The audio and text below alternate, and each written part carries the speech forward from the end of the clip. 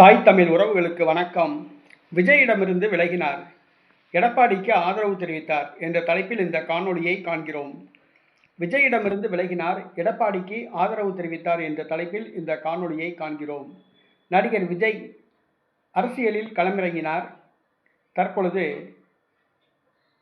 தேர்தல் அறிவிக்கப்பட்டுவிட்டது, திணறிக் கொண்டிருக்கின்றார். அதாவது வேட்பாளர்களையே தேர்வு செய்ய முடியாத ஒரு சூழ்நிலை. தமிழ்நாட்டில் 234 தொகுதிகளுக்கும் மக்களிடம் அறிமுகமான வேட்பாளர்களை தேர்வு செய்ய முடியவில்லை. வேட்பாளர் தேர்வில் திணறிக் கொண்டிருக்கிறார். மேலும் அவருக்கு நிதியுதவி வழங்கி வந்தவர் ஆந்திராவை சார்ந்த ஒரு தொழிலதிபர். தமிழக வெற்றி கழகத்துக்கு நிதியுதவி செய்து வந்தார். தற்பொழுது தமிழக வெற்றி கழகம் தேர்தல் களத்தில் பின்னடைவை சந்தித்துள்ளது.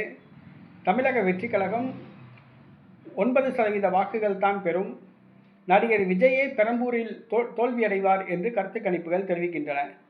மொத்தம் 6 முதல் 12 தொகுதிகள் தான் வெற்றி பெற முடியும் என்று கருத்து கணிப்புகள் தெரிவிக்கின்றன.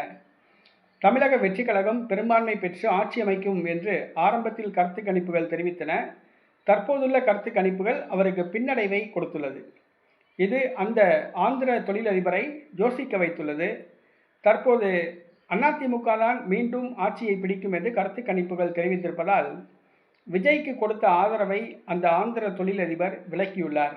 தற்பொழுது தமிழக வெற்றி கழகத்துக்கு நிதியுதவி செய்வதை நிறுத்தியுள்ளார். தற்பொழுது அதிமுகவுக்கு நிதியுதவி செய்ய ஆரம்பித்துள்ளார். அதிமுக வேட்பாளர்களுக்கு பண உதவி செய்ய முன்வந்துள்ளார். தற்பொழுது தமிழக வெற்றி கழகத்துக்கு அந்த நபர் நிதியுதவி செய்வதை நிறுத்தியுள்ளார். இதனால் தேர்தல் களத்தில் தமிழக வெற்றி கழக வேட்பாளர்கள் பணத்துக்கு என்ன செய்ய போகிறார்கள் என்பது தெரியவில்லை. தற்பொழுது விஜய்க்கு ஆதரவு அளித்து வந்த அந்த தொழிலதிபர் தற்போது தன்னுடைய கவனத்தை எடப்பாடி பழனிசாமி பக்கம் திருப்பியுள்ளார். இதற்கு காரணம் கருத்து கணிப்புகள் தான்.